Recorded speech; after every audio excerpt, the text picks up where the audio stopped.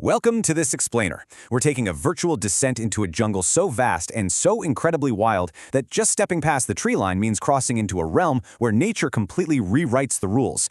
We're looking at a place where the whole concept of scale is entirely shattered, and honestly, where mere survival is a daily miracle. Okay, let's dive right into this from a macro view. We're talking about a 5.5 million square kilometer empire. This isn't just a forest, guys. It's literally the lungs of our planet.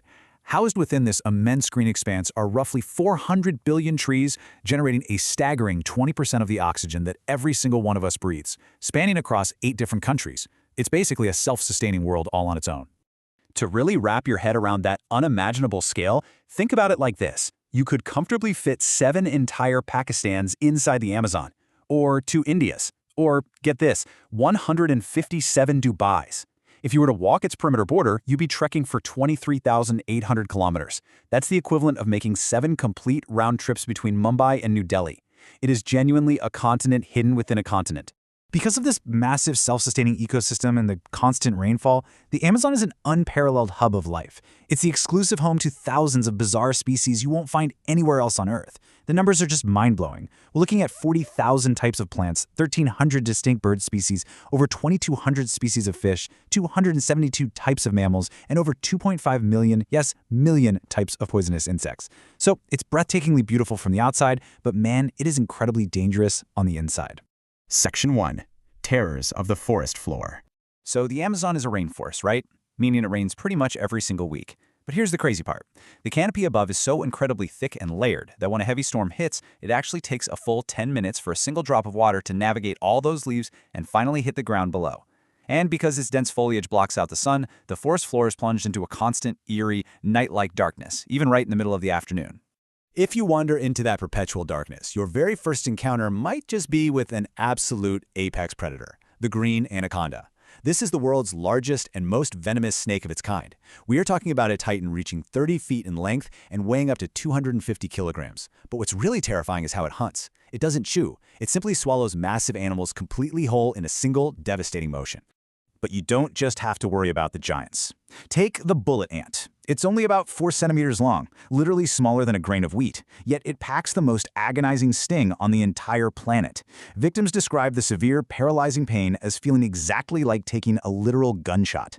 And in some severe cases, the resulting shock can actually prove fatal to humans. Section 2. Monsters of the River. Plunging up to 329 feet deep, the mighty Amazon River pushes a mind-boggling 219,000 cubic meters of water per second into the ocean. Keep in mind, every single drop of rain that falls in the Amazon eventually makes its way here. Just to grasp that terrifying power, if you took the world's largest swimming pool in Egypt, the sheer flow rate of the Amazon River would completely overflow it in a matter of seconds. Now, within these rapidly moving waters lurks a creature we usually associate with friendly sea parks, but the 9-foot, 200-kilogram pink dolphin is a completely different story. Armed with a highly developed brain, it holds the shocking distinction of being the only dolphin species uniquely known to actively attack humans. Yet somehow, even more terrifying is the electric eel. Scientists have recorded this fish discharging an 860-volt current as a defense mechanism. That lethal surge of electricity instantly breaks down the nervous system, dropping animals 100 times its size, and yes, unfortunate humans, dead on the spot with a single jolt. Section 3. One man's impossible swim. Despite all these aquatic nightmares, back in 2007, a marathon swimmer named Martin Strel actually decided to conquer this exact river in a 66-day test of human endurance.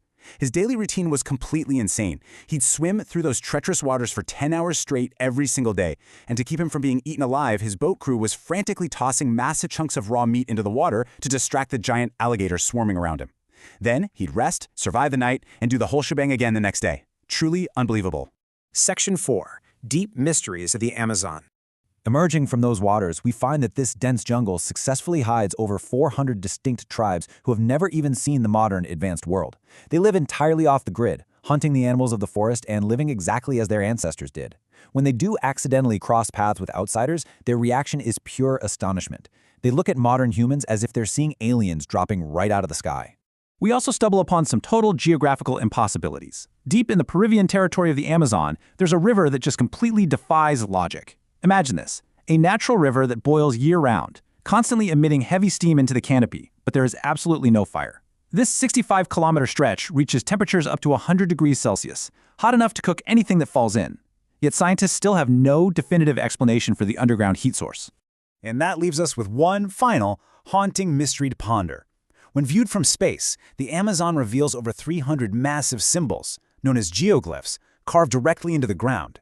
Some of these intricate designs are a staggering 1.5 kilometers wide, yet they're completely invisible when you're standing down on the forest floor. So who carved these colossal marks into the earth? When were they created? And most importantly, what message were they trying to send to the sky?